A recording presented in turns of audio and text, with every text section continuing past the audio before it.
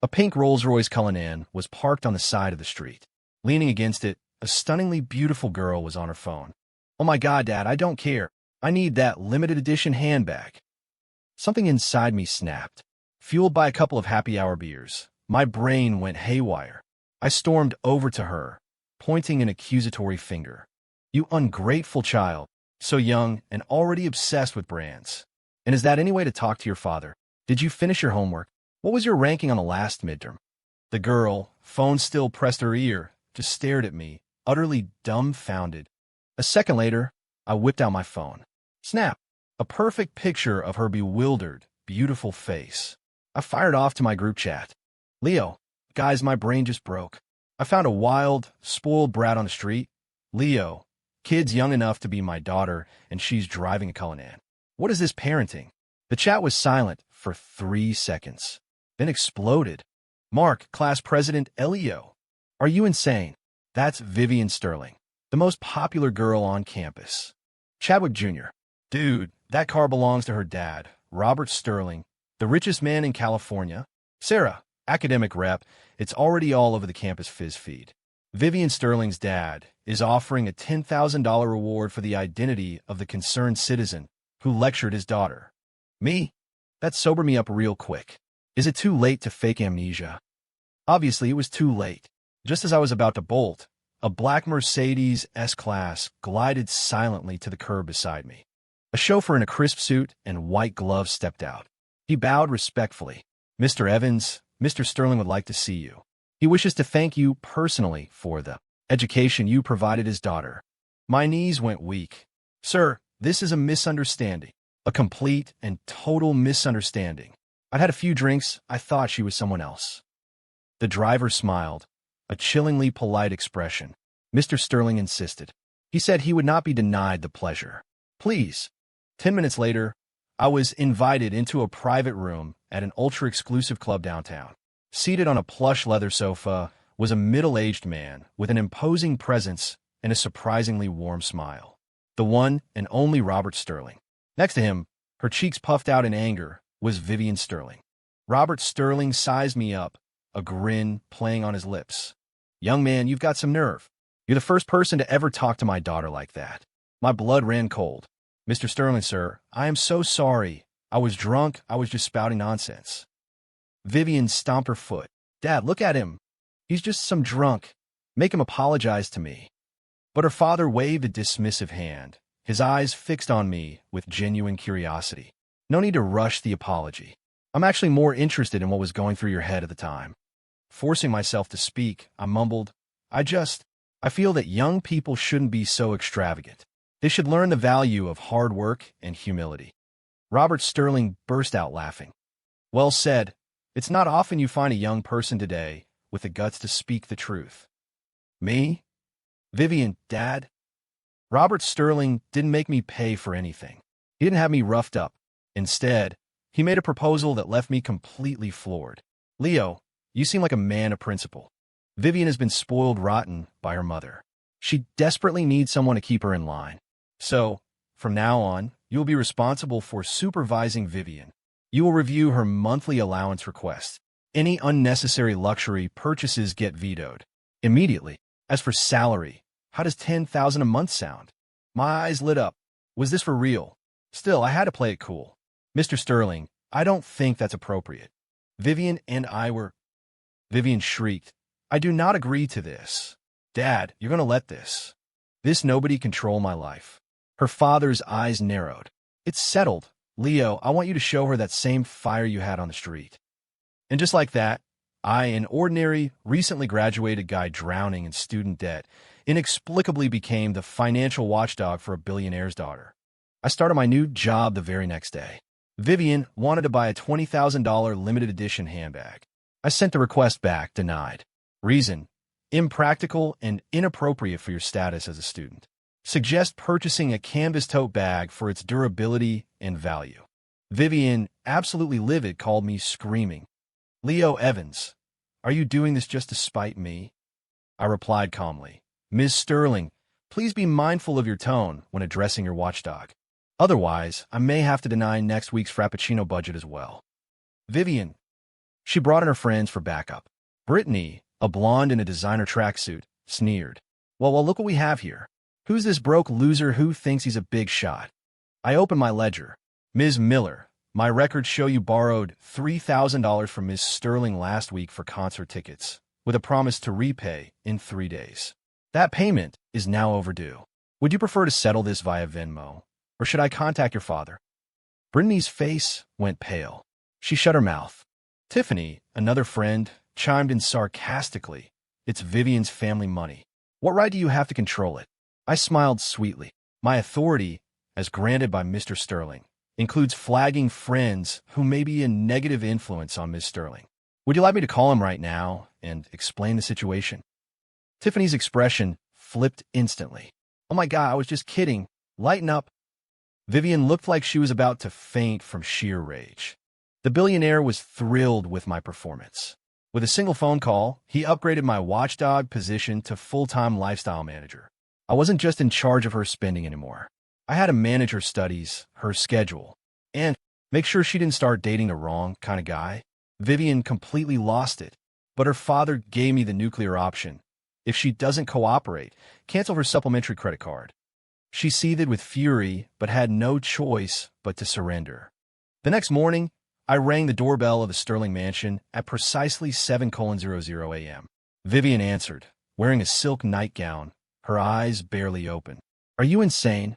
It's 7 in the morning. I held up my phone. On the screen was a text from her dad. Ms. Sterling, your father says the early bird gets the worm. Starting today, you will begin each morning with a 2-mile run, followed by memorizing 50 GRE vocabulary words. And your iced Americano is being replaced with a kale smoothie. She nearly slammed the door in my face. Get out. I'm not doing it. I calmly opened my mobile banking app and showed her the account balance screen. Are you sure? Her eyes widened as she watched the status switch to frozen. She finally ground out 2 words through clenched teeth. I'll run. And so, a bizarre spectacle appeared on the university athletic track. The campus queen, decked out in a Chanel tracksuit and limited edition Nikes, panting as she ran. Behind her, I followed at a leisurely pace on a Lime scooter, holding a small megaphone. Pick up the pace. Pump your arms. Control your breathing. That's it. Just think about that $20,000 handbag. It's waiting for you at the finish line. Passing students stared, completely baffled. Someone secretly snapped a picture and posted it on Fizz. Breaking, billionaire's daughter Vivian Sterling in forced military-style workout with mystery man. Another post followed. Is this some new kind of twisted relationship? Or just how billionaires train their kids? I pointed like a drill sergeant. Faster. Did you skip breakfast or something? Vivian's makeup was starting to run. She glared back at me, panting, Leo Evans. You just wait. After the run, it was time for vocabulary. In the library, Vivian slammed her GRE prep book on the table. What's the point of these stupid words? I'm not even planning on going to grad school. I pulled out a small notebook and started doing some math. Your dad says if you don't learn the words, this afternoon's spa appointment will be canceled, and tonight's dinner at the Michelin star restaurant will be downgraded to the dining hall's ramen bar. She deflated instantly, glaring at the word abandon as if it were her mortal enemy. I leaned in and whispered, you know, there's a shortcut. Her eyes lit up. Tell me. Call me daddy once, and I'll help you with half of them. Vivian. She grabbed the heavy textbook and swung at my head. I dodged, laughing. Hey, just a joke. Look, how about this? You study hard, and when you're done, I'll approve the reinstatement of your Frappuccino fund. 3 a week. Her eyes darted back and forth. She actually agreed. Go figure. The way to a foodie's heart is through her stomach. After a few days of this, Vivian surprisingly started to get used to it. At least on the surface. That is, until her obnoxious suitor, Chadwick Chad Vanderbilt III, son of the Vanderbilt real estate empire, pulled up to the university gates in his Ferrari to block her path. Chad held a massive bouquet of roses, his voice slick with arrogance. Vivi, baby, there's a party tonight. All our friends will be there. You have to come. Before Vivian could even respond, I stepped between them. Apologies, Mr. Vanderbilt, but Vivian has a calculus assignment to finish tonight. Chad frowned. And who are you? I held up a freshly printed business card. Leo Evans. specially appointed by Mr. Robert Sterling as Ms. Vivian Sterling's comprehensive development planner and consumption advisor. Chad scoffed. So, you're glorified babysitter. Step aside. I'm talking to Vivian, not the help. I picked up my phone. Mr. Sterling, I have a Mr. Vanderbilt here inviting Vivian to an evening party, which may involve alcohol and other unhealthy activities. Should I approve? Oh, you don't approve? Understood. I put the phone down and shrugged at Chad. Sorry. The boss said no. Chad's face turned ugly. Are you screwing with me? I nodded. Yep. Beside me, Vivian's shoulders were shaking as she tried to stifle her laughter. Chad, furious and embarrassed, pointed a finger in my face. You just wait, you little punk. You think you can ride the Sterling's coattails to the top. You're nothing but a glorified servant. I calmly took out my phone and recorded a short video of his outburst. I sent it directly to Robert Sterling's personal assistant with a note. Subject appears to be threatening Ms. Sterling's safety and interfering with my duties. Awaiting instructions. 3 minutes later, Chad's phone rang. He was absolutely reamed out by his father and left with his tail between his legs. Vivian looked at me, her expression complicated. You're pretty ruthless. I dusted off my hands. Standard operating procedure. By the way, you really do have calculus homework. I'll be supervising you tonight. Vivian, I thought that was the end of it, but I should have known a guy like Chad would fight dirty. A few days later, a slew of posts started appearing on gossip blogs, exposing the watchdog Leo Evans, community college grad, drowning in debt. How did he latch on to Sterling's? A sinister plot or something more? The truth about the mystery man controlling Vivian Sterling's life. There was even a supposed tell-all from an ex-girlfriend, claiming I was a mooch and a scheming social climber. The campus was in an uproar. The way other students looked at me changed overnight. Vivian was furious and wanted to post a rebuttal on Twitter, but I stopped her. What's the rush? I said, calmly scrolling through the posts. Let them have their fun for a little while longer. Are you crazy? They're destroying your reputation. I laughed. What reputation? I'm a nobody. You, on the other hand, are a Sterling. Don't get dragged into this kind of trash. She froze, looking at me with a strange expression. You're not angry. Oh, I'm angry, I grinned, which is why we need to find a more expensive way to feel better. I compiled screenshots and links of all the defamatory posts. I bundled them up and sent them to Robert Sterling's corporate legal team. I attached a simple note. Boss, what do you think this is worth? 30 minutes later, the Sterling Industries legal department went to war. Cease and desist letters were sent out across the internet. The accounts that had started the rumors quickly deleted their posts and issued groveling apologies. Chad's father personally dragged his son to the Sterling mansion to apologize. They paid me a hefty sum for emotional distress. I waved the check in front of Vivian. See, not only do you get satisfaction, you get revenue. Vivian stared at me, speechless. You can do that. After that whole ordeal, the tension between Vivian and me eased up. She even started listening to some of my money-saving tips, like using the Honey browser extension to find coupon codes, with the help of her dad's team of executive assistants. Like listing her unworn luxury clothes on Poshmark, I was in charge of taking the pictures and writing the persuasive descriptions. Then came her birthday. She cautiously asked if she could throw a party. The budget, $500,000. I didn't even blink. Approved. She was ecstatic. Really? I nodded. Yes, but we're doing it my way. On the day of her party, Vivian, dressed in a stunning haute couture gown, arrived in her Cullinan at the luxury party venue I had arranged. It was an all-you-can-eat Korean barbecue restaurant. I had booked the entire place. The per-person cost was $39.99. She and her group of wealthy friends stared at the tables laden with brisket and bulgogi, utterly lost for words.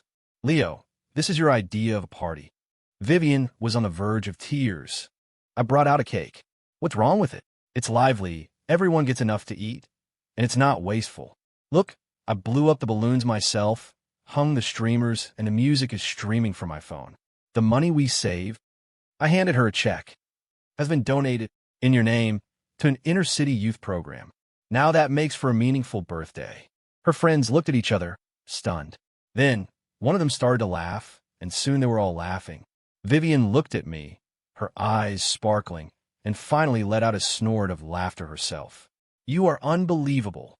That night, the billionaire's daughter and her friends had the time of their lives at a $39.99 all-you-can-eat Korean barbecue joint, grilling meat, singing off-key, and having more fun than they'd ever had at a stuffy gala. After the party ended and everyone had left, I was driving Vivian home. She'd had a couple of beers, and her cheeks were flushed. "Leo," she said suddenly, "you know, you're not so bad." I raised an eyebrow. "Just figuring that out now." She looked down, her voice soft. "I used to think you were so annoying, always telling me what to do. But now I think I kind of get it." I just smiled and kept driving. As she got out of the car, a cool breeze made her stumble slightly. I instinctively reached out to steady her. She used the momentum to lean against my shoulder. "Leo, yeah, that daddy thing, is it too late to cash that in now?" I froze. I looked down at her. Her eyes were shimmering with a sly, mischievous smile. She was doing it on purpose. My heart skipped a beat, but I couldn't lose my composure. Now, princess," I said, my voice steady. "I've told you before, dating is strictly off limits." She blushed and punched my arm lightly. "Sure." Just as the atmosphere started to feel a little charged, my phone rang. It was Robert Sterling's assistant. "Mr. Evans, Mr. Sterling would like you to come to the office tomorrow morning. There's a new development regarding your employment." A knot formed in my stomach. Was this a promotion, or was I about to get fired? Walking into the Sterling Industries headquarters, I felt my legs start to shake. This was a place I never even had the courage to send my resume to. The assistant led me into an office bigger than my entire apartment. Robert Sterling was standing by the floor-to-ceiling windows, looking out over the city. He radiated power. He turned, his expression unreadable. "Leo, you're here." My heart hammered against my ribs. "Mr. Sterling, you wanted to see me?" "Sit," he said, gesturing to the sofa. "I've been observing the changes in Vivian over the past few months." I quickly tried to sound humble. "That's all Ms. Sterling's own doing. She's a good kid. I'm just a supporting player." Mr. Sterling cut me off with a wave of his hand. "No need for false modesty. You've done an excellent job. Far more effective than any of the tutors or psychologists her mother and I hired." I felt a wave of relief. This didn't sound bad. "So, I've decided to give you more responsibility." He handed me a folder. I opened it. It was an employment contract for a special lifestyle assistant. The number in the salary section had so many zeros it made my eyes water. But the list of duties was bewildering. In addition to continuing to supervise Vivian's finances and studies, it now included accompanying her to select business and social engagements, assisting in vetting and dissuading unsuitable social contacts, with a special note, especially individuals like Chad Vanderbilt, providing regular reports on Vivian's emotional state and social circle dynamics. This sounded like a combination of a high-end nanny, a private security guard, and a corporate spy. "Mr. Sterling, this part about dissuading unsuitable contacts." I began, hesitating. He took a sip of tea, his tone casual. "Vivian is a naive girl. She's easily approached by people with ulterior motives. You have a quick mind and your methods are unconventional. You're suited for this kind of work. If necessary, you are authorized to use unconventional means. As long as you don't cross any major lines, our legal department will clean up any messes." Holy crap. The billionaire was basically giving me a license to cause trouble. This was an insane amount of power. Of course, with great power comes great responsibility, Mr. Sterling continued, his eyes sharp. "If I find out you're using this position for your own gain, or if you develop any inappropriate ideas about Vivian." A chill went down my spine. I immediately sat up straight. "Mr. Sterling, you have my word. I'm here to do a job, and I will be nothing but professional. I guarantee I will eliminate all destabilizing elements from Ms. Sterling's environment. As for inappropriate ideas, absolutely not. I've always seen her as a daughter." Mr. Sterling seemed to choke on his tea at my daughter comment. He waved his hand. "All right, that's enough. Go on, get to work. Vivian is attending an art gallery opening this afternoon. You'll accompany her." I felt like I was floating as I walked out with a new contract. With this salary, I could pay off all my student loans in a year and still have enough for a down payment on a condo. High risk, high reward, I guess. That afternoon, I picked up Vivian for the art gala. She was wearing an elegant, simple dress that made her look less like a spoiled princess and more like a sophisticated young woman. I found myself staring for a second too long. "What are you looking at?" "Never seen a beautiful woman before," she said, rolling her eyes, but the corner of her mouth ticked up in a smile. I snapped back into watchdog mode. "Is your homework done? Final exams are next week." "Leo, can you please not be a buzzkill for 5 minutes?" she snapped, her good mood evaporating. The gallery was a high-end affair, crawling with socialites. Vivian was quickly swept away by a group of her friends to look at abstract paintings I couldn't make heads or tails of. I stayed a few feet behind, my eyes scanning the crowd for any unsuitable social contacts. Sure enough, the flies started to gather. A man in a flashy pink blazer, his hair slicked back with too much gel, sidled up to Vivian with a glass of champagne. "Miss Sterling, it's been too long. You look more beautiful than ever," he oozed. "This Jackson Pollock piece. So wild and untamed, just like your spirit." Vivian gave him a polite but distant smile. I scoffed to myself. "Pollock? You look more like a joke." I took out my phone, pretending to take a picture of the art. In reality, I snapped a quick photo of the man and sent it to Mr. Sterling's assistant. "Run a background check on this guy. ASAP." 2 minutes later, the report came back. Heir to a small construction company, families facing financial trouble, looking to marry up, notorious playboy, currently juggling 3 different Instagram models. Unsuitable. Dissuade. I straightened my tie and walked over. "Vivian, who's your friend?" I asked, feigning curiosity. Pink blazer frowned. "And you are?" I flashed a professional smile. "I'm Leo Evans, the lifestyle and development advisor, personally hired by Vivian's father, Mr. Robert Sterling. My primary role is to help her filter out unproductive and potentially harmful social interactions." "And you are? What's your family's core business? Would you mind sharing your last quarterly earnings report? Any unhealthy habits or pending legal disputes I should be aware of?" The words tumbled out of me in a rapid-fire interrogation. Pink Blazer was stunned, his face turning from red to white. You." Vivian was pinching her thigh, trying desperately not to laugh out loud. I kept going. "Judging by your complexion, you were out late last night, weren't you? At least 3 different bars. Your liver could use a break. I'd recommend cutting back on the alcohol and maybe picking up a book. That way, when you talk to a girl, you'll have something to say besides telling her she's pretty. It's kind of awkward." Pink Blazer was utterly defeated. He practically ran away. Vivian's friends were staring at me in awe. One of them whispered, "Vivi, your advisors." Intense. Vivian looked at me, her eyes shining. She cleared her throat and tried to sound casual. "Oh, him? Yeah, my daddy hired him. He's a professional fixer, specializes in getting rid of clingers and creeps." Was that a hint of pride in her voice? On the drive home from the gala, Vivian was quiet, just watching me from the passenger seat. It was starting to freak me out. "What? Is there something on my face?" "Leo," she said suddenly, "you're actually starting to act like someone my daddy would hire." My heart stuttered. "What do you mean? I always have. Before, I just thought you were some loser who got lucky and caught my dad's attention," she said, pausing. "But now, I think you might actually be good at this. And you are kind of interesting." Was that a compliment? "Thanks, I guess. I'm an interesting loser."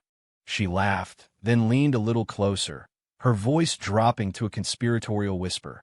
"Hey, be honest with me. Did my dad tell you to dissuade every guy who talks to me?" Her perfume filled the small space. I felt my face get hot. I leaned back, away from her. "That is one of my professional responsibilities." "Does that include yourself?" she asked, her eyes wide and direct. "Me?"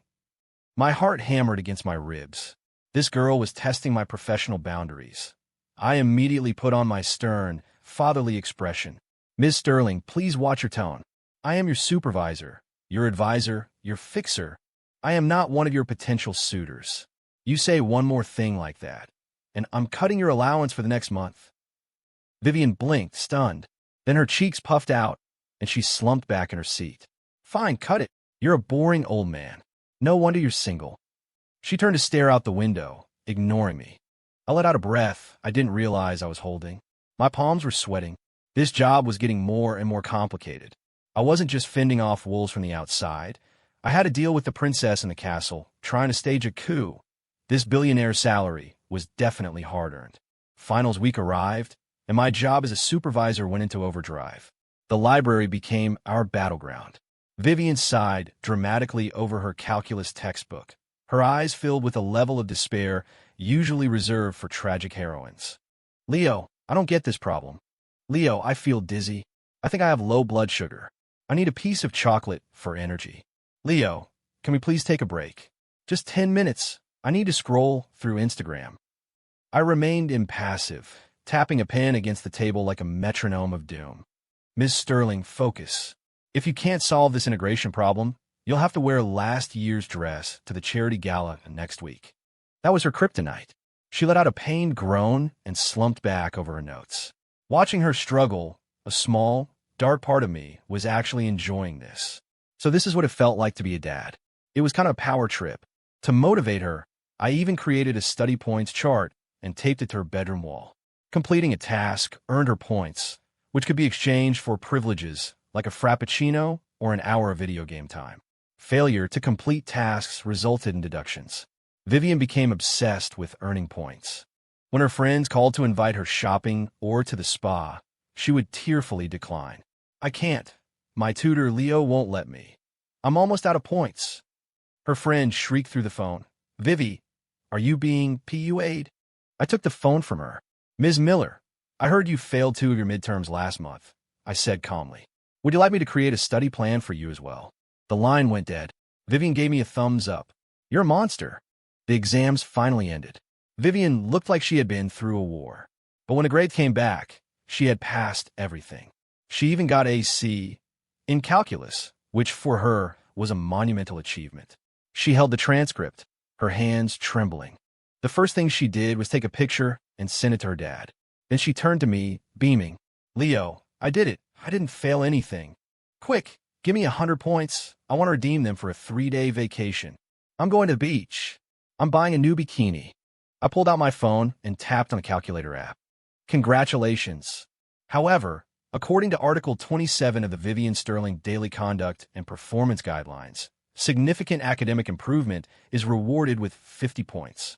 Your current point total is 65. A 3-day vacation requires 90 points, and the budget for a new designer bikini requires 25 points.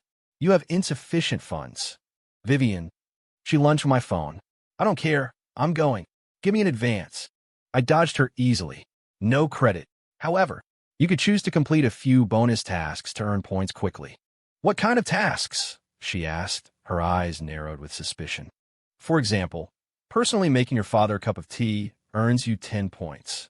Hand-washing your own lingerie earns you 15 points. Successfully haggling at the local farmer's market, regardless of the outcome, earns you 20 points. Vivian's face twisted in horror, as if I had just described a series of medieval tortures. But in the end, her desire for a beach vacation and a new bikini won out. That evening, Robert Sterling received a cup of tea, personally brewed by his daughter. It tasted a little strange. The billionaire looked at his daughter's awkward but expectant face, then at me, standing beside her with an expression that said, "She's learning." His own expression was very, very complicated. Vivian's real-world training program was in full swing. The farmer's market haggling task was next. Dressed in a Chanel blazer and heels, she stood in front of a vegetable stand, surrounded by the smell of fresh produce and dirt. She picked up a cucumber. "Ma'am, could you give me a better price? How about 2 for $3? She asked the woman running the stall. The woman looked her up and down, her eyes lingering on Vivian's designer handbag. "Honey, your outfit is worth more than my entire week's earnings. And you're trying to haggle with me over 50 cents? Well, that's different. This is a matter of principle." Vivian's face was beet red. In the end, under the woman's pitying gaze, the kind you give a beautiful person who seems to have a few screws loose, Vivian bought 2 cucumbers at full price and successfully earned 20 points. She held up the cucumbers like a trophy. "Leo, look, I bought them," she said, a strange excitement in her voice. I held back a laugh and recorded her points. "Excellent progress. Next time, we'll try haggling for meat." Vivian. The night of the charity gala arrived. Vivian used her points to redeem a dress that wasn't the most expensive, but was still breathtaking. She was excited to make her grand entrance. An event like this was a breeding ground for unsuitable social contacts. I was on high alert, dressed in a sharp suit, staying close to her under the guise of my official lifestyle and development advisor title. Sure enough, we were ambushed by Chad Vanderbilt almost as soon as we walked in. He had learned his lesson and didn't approach Vivian directly. Instead, he came straight for me, a glass of whiskey in his hand. Well, Evans, look at you, all cleaned up," he sneered, his voice dripping with condescension.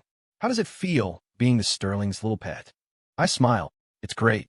The benefits are amazing, the pay is good, and I get to help clean up the trash. How's your family's business, by the way, Chad? I heard you lost the bid on that big downtown development project." The color drained from his face. I twisted the knife. "Oh, and by the way, you valet parked your dad's car, right? I saw you get out. Trying to save a few bucks doesn't really fit your image, does it?" Chad's hand was shaking with rage. He was about to spill his drink. Vivian gently tugged on my sleeve. "Leo, that's enough. There are a lot of people here," she whispered. I nodded and raised my glass to Chad. "Enjoy your evening, Vanderbilt. We have to go." As we turned away, I heard him mutter through clenched teeth, "You just wait." Halfway through the gala, Vivian was chatting with a group of other wealthy young women. I stood at a respectable distance, my eyes constantly scanning the room like a radar system. Suddenly, I saw a familiar figure. Pink blazer. He had managed to get into this event too. He was talking to a portly, older businessman, but his eyes kept darting over to Vivian. Something was wrong. I moved closer, pretending to admire a nearby sculpture, and caught snippets of their conversation. "Don't worry, Mr. Chun. I have a way of getting close to Miss Sterling. That new Sterling Industries project. A few details." My blood ran cold. This guy wasn't just a sleazy playboy. He was trying to use Vivian to get corporate intel. This was way beyond unsuitable social contact. This was corporate espionage. He needed to be dissuaded. Permanently. I quickly found a quiet corner and pulled out my phone. I didn't call the assistant this time. I called Robert Sterling directly. I explained the situation in a few brief sentences. Mr. Sterling was silent for 2 seconds, then said, "I'll handle it." 3 minutes later, the event's host walked briskly over to Pink Blazer and Mr. Chun. He whispered something to them. Their faces changed instantly. Pink Blazer, in particular, looked like he'd seen a ghost. He was practically frog-marched out of the ballroom by security. The whole thing happened so quietly and efficiently that it went completely unnoticed. Vivian didn't even see it happen. I let out a sigh of relief. Once again, in awe of the power a man like Robert Sterling wielded, and acutely aware of the dangers of my job. I had almost let a very poisonous snake slip through the cracks. At the end of the night, I was driving Vivian home. She seemed tired and was quietly watching the city lights go by. As we neared her mansion, she spoke softly. "Leo, thank you for tonight. It's my job. Not just for tonight," she said, turning to look at me. "For the exams, and for the farmer's market." It was humiliating, but it was also kind of fun. I was surprised. Is the great Vivian Sterling finally appreciating the simple pleasures of us common folk? "Oh, shut up," she said with a laugh, then fell silent for a moment. I feel like I've spent my whole life in a glass bubble. Everyone I met, everything I did, it all felt distant, like I was watching a movie. But since you showed up, it's like you threw a rock and cracked the glass." My heart started beating a little faster again. "So, you're saying I have a thick skull?" "I'm saying you're an annoying, incredibly useful pain in the ass," she huffed, turning away, but I could see that the tips of her ears were red. The atmosphere in the car became charged again. I started mentally chanting, "She's your responsibility. She's your responsibility. She's your responsibility." A responsibility who was starting to feel less and less like a kid. My phone buzzed. It was a text from Robert Sterling. "Good work tonight. Come to the office tomorrow. There's a new situation." A new situation? My nerves, which had just started to relax, tensed up all over again. This high-paying job really didn't give you a moment's rest. The new situation Robert Sterling had in mind was beyond anything I could have imagined. In his office, he got straight to the point. "Leo, over the past few months, you've proven yourself. You haven't just reined in Vivian's spending. You've helped her see people for who they really are, and you've even indirectly helped us avoid some business complications." I held my breath, waiting for what was next. "Your contract is about to expire. I have a new proposal, he said, his gaze intense. Vivian mentioned you've always wanted to start your own business. I had my team look at the business plan you drafted a while back. It's interesting. Sterling Industries would like to be your angel investor. My brain short-circuited. I couldn't believe what I was hearing. The richest man in California wanted to invest in my little pipe dream startup. Mr. Sterling, is that appropriate? Why wouldn't it be? He said with a smile. Any man who can take my handbag-obsessed daughter and get her to think about cost-benefit analysis and point redemption systems is a man I trust to manage a budget and get things done. That's more persuasive than any fancy PowerPoint presentation I've ever seen. I was completely stunned. This was a quantum leap I had never dreamed was possible. I left his office in a daze, clutching the signed investment agreement. Starting a company was a whirlwind of activity. I was so busy I barely had time to breathe. When Vivian found out, she had a bigger reaction than I did. What? You're starting a company? And my dad is investing in it, she said, her eyes wide. She put her hands on her hips. Well, what about me? What happens now that my watchdog has run off? I had to laugh. Your Highness, my contract is up. And besides, you've gotten pretty good at managing yourself lately. It's not the same, she mumbled. Then her eyes lit up with an idea. Hey, is your company hiring? The CFO position sounds like a good fit for me. Don't be ridiculous. You're a billionaire's daughter. Just enjoy it. Who's being ridiculous? She shot back. I'm a business major, you know. And besides, I'm the one person who knows how to deal with a cheapskate boss like you. In the end, I couldn't say no to her. Or rather, her father wouldn't let me. Robert Sterling seemed to find the whole thing highly amusing. And so, my fledgling startup gained a new employee, a well-connected, hot-tempered, and very intimidating legacy hire for a chief financial officer, Vivian Sterling. It was a nightmare. I used to be the one denying her shopping requests. Now she was the one denying my expense reports. Mr. Evans, this client dinner exceeds the per-person budget by 50%. Denied. Mr. Evans, why did you buy imported ficus trees for the office? Do local plants not photosynthesize? Mr. Evans, you can fly economy on your business trip. We can use the money we save to buy the programmers an extra Red Bull. I stared at my rejected expense report, my head throbbing. Vivian, this is just petty revenge. She leaned back in her chair, twirling a pen, a sly grin on her face. Mr. Evans, please be mindful of your tone when addressing your chief financial officer. I'm just following the principles you taught me. Humility, practicality, and getting the best value for our money. Karma had come for me, and it was driving a pink Rolls-Royce. Under the joint management of a penny-pinching CEO and a CFO who learned from the best, my company somehow managed to operate on a shoestring budget. And because our execution was sharp and our cost control was ruthless, we became profitable in record time, securing our next round of funding. Through countless battles over budgets and expense reports, my relationship with Vivian became something else. We fought constantly, but we also worked together with a strange, unspoken synergy. One night, after a party celebrating our latest success, I was driving her home. The car was parked in front of her mansion, but she didn't get out right away. Leo, she said, her voice soft in the quiet car. Her eyes were bright in the darkness. I'm not the person you have to supervise anymore, and you're not my watchdog. My heart stuttered. Right. So, she took a deep breath. Can you answer my question now?